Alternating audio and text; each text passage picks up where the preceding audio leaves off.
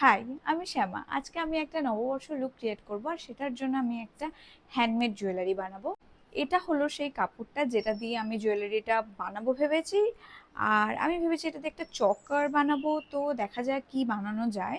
আর এটা আমি আলাদা করে কিনিনি, এটা হচ্ছে আমার একটা কুর্তির স্লিভ। তো এটা দিয়েই আমি ডিজাইন করব, সো দেখতে থাকো। তো প্রথমে আমি আমার পার্সেলের একটা বক্স থেকে একটা কাটআউট বের করে নিচ্ছি। আমি এখানে স্কেল ইউজ করেছি যাতে ফিনিশিংটা অনেক বেশি ভালো আর ক্লিন আসে। তো তারপরে আমি এটাকে কাঁচি দিয়ে প্রেস করে নিয়েছি যাতে এটা গলায় বসানোর সময় ইজিলি বসে যায়। অ্যান্ড আজকে আমি ফেবিক্রিলের এই আঠাটা ইউজ করছি। এটা খুব ভালো আঠা, তোমরা সবাই জানো। আর আমি কাপড়টাকে নিয়ে দুদিক দিয়ে টেনে টেনে ভালো করে আঠা দিয়ে লাগিয়ে নিয়েছি।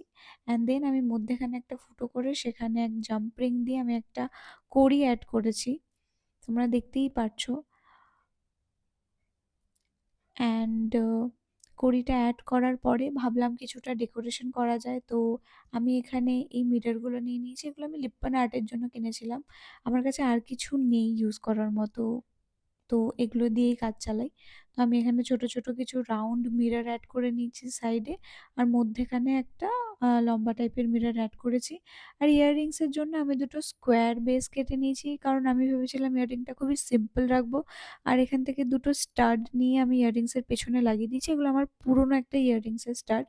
আর ইয়াররিংসটা খুব খালি খালি লাগছিল বলে আমি মধ্যেখানে দুটো রাউন্ড শেপের মিরর অ্যাড করে দিয়েছি, যাতে একটু এনহ্যান্স হয় লুকটা।